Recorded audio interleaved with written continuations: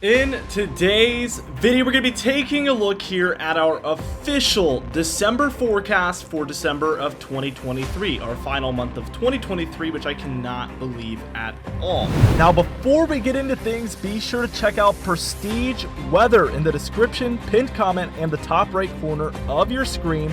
We do weather consulting for businesses and individuals alike. We do a lot of consulting calls, consulting emails, consulting texts, and we have an exclusive community for you guys for weather consulting.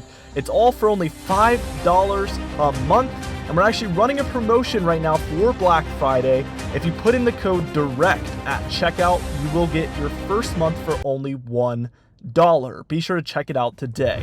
Now, we do have that promo going on for another week, as it did so incredibly well. So many of you got signed up and have been enjoying those services over at Prestige Weather. Hopefully more of you will sign on. It's only $5 a month. It's an incredible offer, and we're doing that 99 cents for your first month. It's absolutely incredible. So many people have been enjoying it. Be sure to sign up for that today. Let's dive into things, and we're taking a look here at this precipitation forecast for the month of December. And as you can see, we do have above average precipitation expected throughout the Northwest. Now, this kind of goes against our winter forecast, and what I've always said is these monthly forecasts do not use the data that I use for the seasonal forecasts at all. So I'm never going to look at my seasonal forecast in order to make decisions for the monthly forecast. If it contradicts the seasonal forecast, I don't care. I'm using model data, historical data, and of course what's been happening over just the past couple of weeks to come up with my decisions for this monthly forecast. So I'm not going to stay true to my seasonal forecast if it goes against the data that I'm seeing right now for the upcoming month. And in this case, this directly contradicts that seasonal forecast, but it doesn't matter to me. I'm going to come out with the most accurate possible forecast here for you guys, of course. Now, again, as I mentioned, above average precipitation there in the Northwest, and that's been going on for a couple of weeks now. We expect that to continue in the month of December, and actually in a pretty big way here. As we add this second layer, we can see we're actually extra confident in areas for especially Oregon and Washington there, where we do expect above average precipitation to persist again through the month of December. This means plenty of snowfall also for these areas of the Rockies that are included here. Big storms have been moving on through the Northwest coast, and we expect that to continue. Now, also speaking of above average precipitation, we've seen this area pick up some steam here over the last few weeks, and we expect this to increase in activity here for the southeast, actually the deeper south, the southeast here, into the mid-Atlantic, and even the Northeast and New England there. We expect these areas to continue to actually increase in activity, not decrease. So we've seen a lot of activity. We expect this to become even worse actually over time. And as we add our second layer, we can see that we actually are extra confident in this along these darker green areas.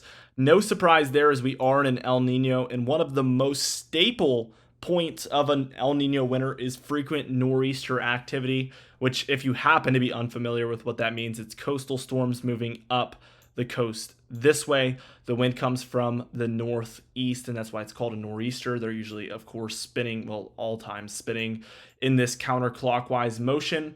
And this causes the winds to move in from the northeast along the areas that are impacted by the storm. That's why it's called a nor'easter. Now, we actually have a third layer here of this above normal precipitation, and this one's going to be for the southeast, basically from Florida up through portions of southern Alabama, Georgia, South Carolina, eastern North Carolina, and southeastern Virginia, where there is going to be frequent storms moving through. We are extremely confident in these areas ending the month of December on an above average note as far as precipitation is concerned.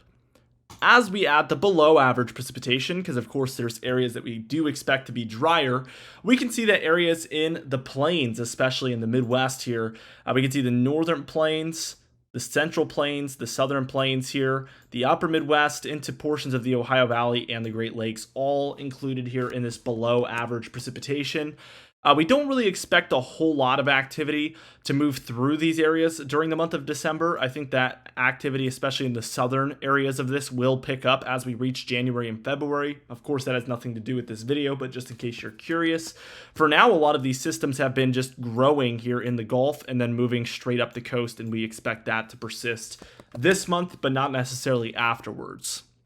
We do have a second layer of this, of course, and this is going to be mostly for these northern plains and upper Midwest locations here, like North Dakota, Minnesota, South Dakota, Nebraska, Kansas, Missouri, Iowa. These areas are expected to be pretty dry this upcoming winter overall. And even, as you can see, for the month of December, we expect these areas to be rather dry. Now, as we go ahead and move into the temperature anomalies here, we can see that we expect above average temperatures out west. We've seen this positive P&A that you guys have heard me talk about so much. We've seen this play a big role through the fall months, and we do expect this to continue for the month of December for areas like the Northwest, through the Rockies, into the Four Corner states, and even the Southwest. As these areas really trend warmer, we can expect to see cold pouring into the east, as we've oftentimes seen in these bigger positive P&A situations. Positive P&A stands for Pacific North American Oscillation. All that means is warmer temperatures in the western regions of North America in a positive P&A, and colder temperatures in those regions during a negative P&A. Oftentimes, whatever those P&A areas are receiving, the opposite is true for the eastern counterparts. That is why it's such an interesting teleconnection and such a useful teleconnection to use for even the eastern states. Now, we expect even further above normal temperatures here for the further west areas. So the heart of these positive P&As oftentimes are going to be for this west coast area, causing the cold to be pretty prevalent here in the east, like I mentioned before. Definitely going to play a role as we move into the month of December, well into the month of December, and even onward, I expect, for January and February, and potentially even beyond. As we move on and talk about the below normal temperature regions here, we can see areas in the Great Lakes, the Northeast, the Mid-Atlantic, the Ohio Valley, deeper south into the Southeast, all expect to see below normal temperatures.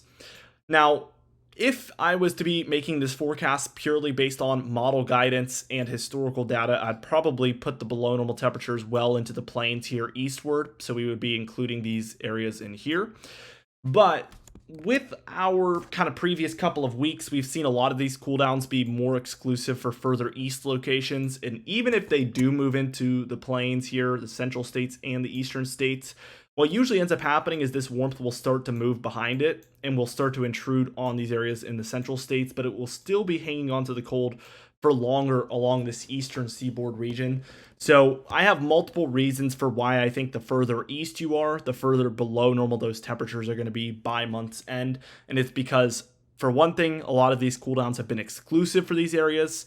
And if not for that, these cooldowns also tend to last a lot longer in the east because the warmth is moving in from west to east, and we really do see these last maybe an extra day or two in the eastern more areas. For areas like the Appalachian Mountains, areas east of there, that tends to be the case.